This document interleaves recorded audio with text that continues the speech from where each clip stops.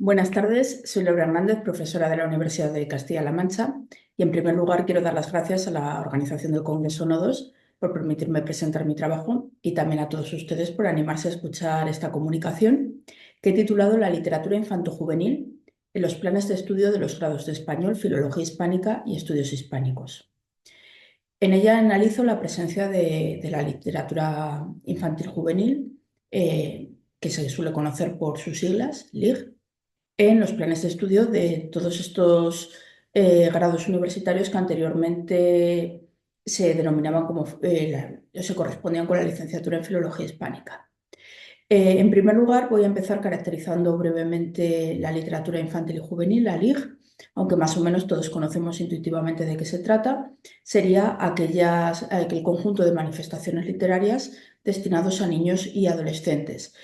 y que evidentemente están mediatizadas por el grado de desarrollo de la competencia literaria de sus receptores. De todas maneras, tenemos que tener en cuenta que también es literatura infantil y juvenil aquella que, aunque originariamente no estaba destinada a niños y adolescentes, ha tenido gran éxito entre este tipo de receptores y, por tanto, ahora también se considera literatura infantil y juvenil. Por ejemplo, Los viajes de Gulliver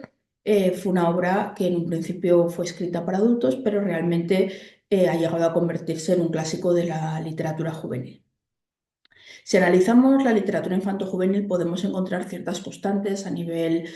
formal y también a nivel temático. Así, por ejemplo, Pedro Cerrillo nos habla de que normalmente los contenidos se adecuan a los intereses de los niños y encontramos, por ejemplo, mayor presencia de elementos fantásticos y maravillosos que en la literatura destinada a adultos. También en este tipo de textos nos encontramos generalmente un protagonista niño o adolescente o animales personificados, y también suele caracterizarse por un empleo muy frecuente de recursos humorísticos o de un simbolismo muy marcado. A nivel formal, la literatura infantil y juvenil se caracteriza por su mayor sencillez, por la agilidad. Generalmente suele tener un ritmo más fluido que algunas creaciones para adultos. Hay una preeminencia muy importante de los diálogos y sus estructuras suelen ser bastante lineales o recurrir a recursos de repetición en el caso de las composiciones, bueno, de todo tipo de composiciones, tanto líricas como narrativas como teatrales. En el caso de la poesía, la métrica tiende a ser bastante sencilla, con un predominio del arte menor, de los versos octosílabos. Evidentemente, la literatura infantil y juvenil es fundamental en el proceso de desarrollo de la competencia literaria, en el proceso de formación literaria, pero no debe ser concebida solo como una puerta de entrada hacia la literatura de los adultos, sino que la literatura infantil y juvenil también tiene valor en sí misma. Es decir,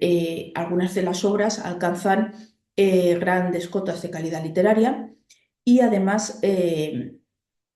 la literatura infantil y juvenil no puede desgajarse de la literatura general, puesto que también está inserta en la historia de la literatura, también se ve influenciada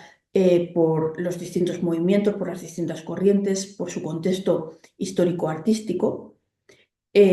Además, la literatura infantil y juvenil quizás no de manera tan evidente como la literatura para adultos, pero también tiene su propio canon. Creo que nadie podemos dudar que, por ejemplo, El cocherito Leré o Momo o Harry Potter son literatura infantil juvenil canónica.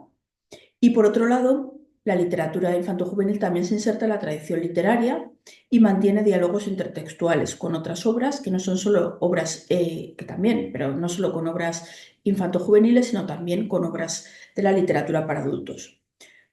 Por todas estas circunstancias, por sus valores literarios intrínsecos, por su relevancia social y cultural, la literatura infantil y juvenil debe ser objeto de estudio por parte de la filología, por parte de la crítica literaria, por parte de la teoría de la literatura comparada. Es decir, no solo debe ser estudiada desde el ámbito de la didáctica de la literatura, sino también como una literatura igualmente válida e igualmente merecedora de estudios críticos.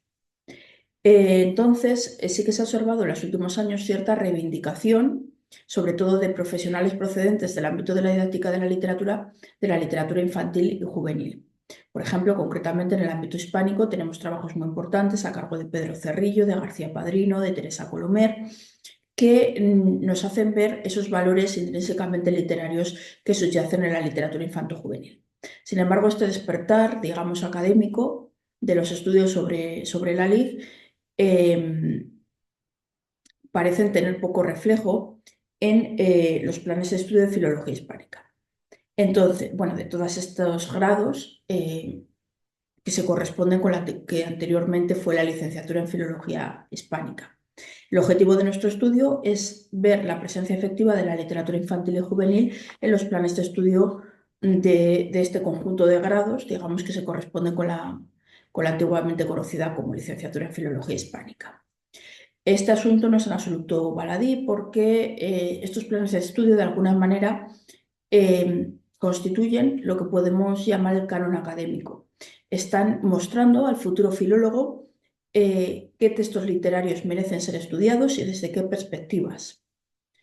Y bueno, pues el resultado es bastante desalentador. Hemos observado los planes de estudio de estos grados que tienen diversas denominaciones. Algunos reciben el nombre de grado en filología hispánica, otros grado en estudios hispánicos, otros el de lengua española y sus literaturas y otros es el de español, lengua y literatura. Pero más o menos ya les digo que pese a estas diferencias terminológicas se corresponden con la que antiguamente era una licenciatura en filología hispánica. Hemos analizado los planes de estudio de estos grados en las 37 universidades públicas españolas que los ofertan.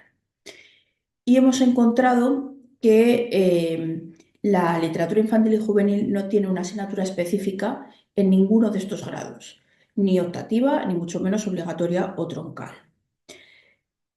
Solo hemos encontrado 3 asignaturas en las que algún aspecto del temario puede contemplar el estudio de la literatura infantil y juvenil. En el caso de la Universidad Complutense de Madrid, existe una asignatura optativa de 6 créditos que se llama la enseñanza de la literatura española en España y en el extranjero. Es una asignatura que se plantea desde el ámbito de la didáctica de la literatura y en la que la literatura infantil y juvenil aparece en uno de los temas desde una perspectiva un tanto instrumental, ¿no?, para el desarrollo de la competencia literaria del alumnado. La Universidad Autónoma de Madrid acaba de cambiar el plan de estudios de esta titulación, entonces de cara a cursos posteriores aparece una asignatura que se llama Canon y Marginalidad en la literatura española, una optativa de 6 créditos. Como todavía no la están cursando los alumnos, carece de guía docente. Entonces no sabemos si en esta asignatura se puede tratar, aunque sea de manera tangencial, la literatura infantil y juvenil. Por otro lado, en la Universidad de Barcelona hemos encontrado una asignatura, pero no de un grado que se correspondería con la antigua filología hispánica, sino del grado de estudios literarios, que más bien se parece a la antigua teoría de la literatura y literatura comparada. Es una optativa de 6 créditos llamada El cuento en Francia, donde estudia el desarrollo de este subgénero narrativo y se centra en el temario hay uno de los temas destinado a los cuentos infantiles y por tanto se aborda la literatura infantil. Como se ve, la LIG está en la absoluta periferia del sistema literario desde una perspectiva académica, lo cual contrasta con otras literaturas que hasta hace poco también se situaban en esa misma periferia, pero que sin embargo sí que tienen actualmente cabida en los planes de estudio de todos estos grados que estamos comentando. Por ejemplo, es el caso de la literatura folclórica y popular, pues sí que encontramos asignaturas que tratan sobre ella, muy especialmente de la literatura escrita por mujeres o que trata cuestiones de género, también de la literatura de temática LGTBI, de la literatura de grupos considerados marginados, por ejemplo, racializados o judíos. Incluso hemos encontrado asignaturas que tratan de la literatura específicamente de la SOA, es decir, textos que hasta hace poco estaban en la periferia, donde puede situarse actualmente la LIG, sí que están entrando en ese canon académico a través de los planes de estudio de los grados correspondientes a la antigua licenciatura de Filología Hispánica, no así la literatura infantil y juvenil. ¿Dónde se estudia la literatura infantil y juvenil dentro de nuestro sistema universitario? Pues fundamentalmente en asignaturas de didáctica de la literatura de los grados de maestro en educación primaria y maestro en educación infantil. Es decir, la literatura infanto-juvenil siempre se ve como un instrumento